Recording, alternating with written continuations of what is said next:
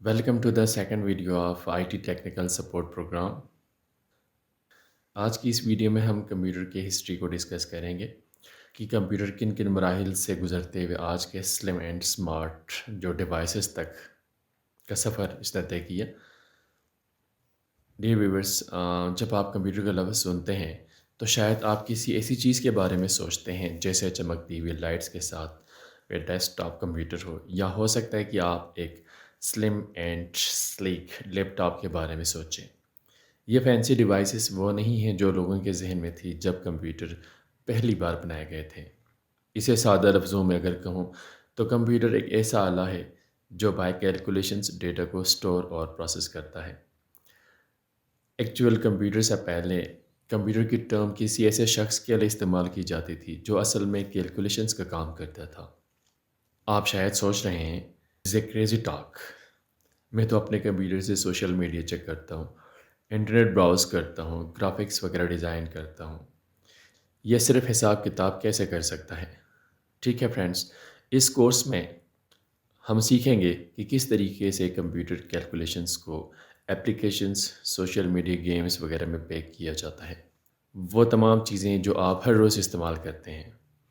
لیکن ان تمام چیزوں کو شروع کرنے سے پہلے ہمیں اس سفر کے بارے میں جاننا ضروری ہوگا جو کمپیوٹرز نے کمپیوٹنگ کے ابتدائی مراحل سے ان ڈیوائسز تک جو آپ کی زندگی کا لازمی حصہ بن چکا ہے، جسے آپ جانتے ہیں اور پسند کرتے ہیں۔ ٹیکنالوجی کی دنیا میں پریزنٹ اور فیوچر کو سمجھنے کے لیے آپ کو پاسٹ کا جاننا ضروری ہے۔ کسی بھی چیز کی ہسٹری سے آپ کو یہ سمجھنے میں مدد مل سکتی ہے کہ چیزیں آج کی طرح کام کیوں کرتی ہیں۔ کیا آپ نے کبھی سوچا ہے کہ آپ کی کی بورڈ پر لیٹرز کو ترتیب سے کیوں نہیں رکھا جاتا؟ کی بورڈ لے آؤٹ جسے آج دنیا کے بیشتر لوگ استعمال کرتے ہیں وہ کورڈیلیا ہے، جو کی بورڈ کی ٹاپ رو میں QWERTY کیز سے ہیں۔ سب سے عام حروف جو آپ ٹائپ کرتے ہیں وہ ہوم رو میں نہیں پائے جاتے، جہاں آپ کی انگلیاں سب سے زیادہ بیٹھتی ہیں۔ لیکن کیوں؟ بہت سی کہانیاں ہیں جو اس سوال کا جواب دینے کا دعویٰ کرتی ہے۔ کچھ کا کہنا ہے کہ یہ ٹائپ کو سست کرنے کے لیے تیار کیا گیا تھا تاکہ وہ پرانے میکینیکل ٹائپ رائٹر کو جام نہ کرے، اور کچھ کا دعویٰ ہے کہ اس کا مقصد ٹیلی گراف آپریٹرز کا مسئلہ حل کرنا تھا۔ لیکن ایک بات یقینی ہے کہ کی بورڈ لے آؤٹ جسے آج لاکھوں لوگ استعمال کرتے ہیں وہ سب سے زیادہ مؤثر نہیں ہے، یہاں تک کہ ٹائپنگ کو مزید مؤثر بنانے کی کوشش کرنے کے لیے مختلف کی بورڈ لے آؤٹ بنائے گئے ہیں۔ اب جب کہ ہم اپنے اسمارٹ فونز کے ساتھ ایک موبائل سینٹرک دنیا میں رہنا شروع کر رہے ہیں، شاید کی بورڈ کے لیے لینڈسکیپ مکمل طور پر تبدیل ہو جائے۔ اس ویڈیو کے اینڈ تک آپ کمپیوٹر کی ابتدائی تاریخ میں کچھ اہم ترین پیش رفت کی نشاندہی کرنے کے قابل ہو جائیں گے۔ کیا آپ جانتے ہیں کہ ابیکس کیا ہے؟ یہ لکڑی کی کھلونے کی طرح لگتا ہے جس سے کوئی بچہ کھیلے گا، لیکن یہ دراصل قدیم ترین کمپیوٹرز میں سے ایک ہے۔ یہ 500 BC میں ایجاد ہوا تھا اور اسے لارج نمبرز کو کاؤنٹ کرنے کے لیے استعمال کیا جاتا تھا۔ ابیکس دراصل آج بھی استعمال ہوتا ہے۔ صدیوں تک انسانوں نے جدید کاؤنٹنگ ٹولز بنائے، لیکن پھر بھی انہیں کیلکولیشنز کو مینولی پرفارم کرنے کے لیے انسانوں کی ہی ضرورت ہوتی تھی۔ اس سلسلے کا پہلا میجر سٹیپ پلیس پاسکل کا 17 صدی میں میکینیکل کیلکولیٹرز کی ایجاد تھا۔ یہ ڈیوائس یوزرز کے لیے کیلکولیشنز آٹومیٹیکلی کرنے کے لیے گیئرز اور لیورز کی ایک سیریز کا استعمال کرتا تھا، جبکہ یہ چھوٹے نمبرز کی ایڈیشن، سبٹریکشن، ملٹیپلیکیشن اور ڈویژن تک محدود تھا۔ 1800 کی ڈیکیڈ میں جوزف جیکوٹ کے نام سے ایک شخص نے پروگرامیبل لوم ایجاد کیا۔ یہ لوم ایک سیکوینس میں کارڈ کو استعمال کرتے جس میں ہولز ہوتے تھے۔ جب لومز کسی ہول سے گزرتا تو وہ اس کے نیچے داغے کو ہک کرتا، اور اگر وہ کسی ہول سے نہیں گزرتا تو لوم کچھ بھی نہیں کرتا۔ آخر کار کپڑے پر ایک ڈیزائن کا پیٹرن بن جاتا۔ یہ کارڈ پنچ کارڈ کے نام سے جانے جاتے تھے۔ جب مسٹر جیکورٹ نے ٹیکسٹائل کی صنعت کو ری انوینٹ کیا، وہ شاید یہ نہیں جانتے تھے کہ ان کی ایجاد کمپیوٹنگ کی دنیا اور خود آج کی دنیا کو تشکیل دے گی۔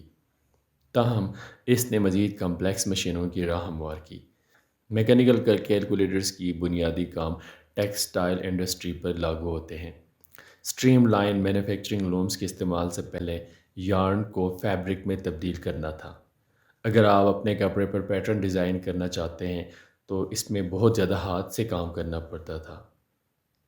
آئیے چند ڈیکیڈز تیزی سے آگے کی طرف بڑھتے ہیں اور چارلس بیبیج کے نام سے ایک آدمی سے ملیے۔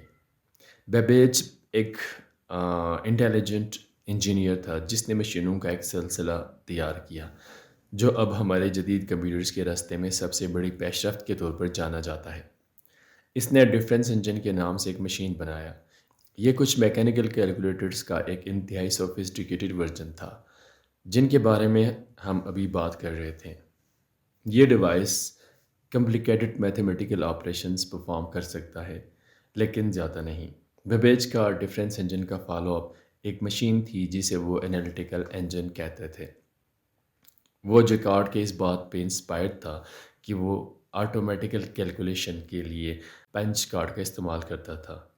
بیبیج پنچ کارڈ اور اس کے انالیٹیکل انجن کا استعمال کرتے ہیں تاکہ لوگ کیلکولیشنز کی ایک سیریز کو پرفارم کرنے سے پہلے اس کو ڈیفائن کر سکیں۔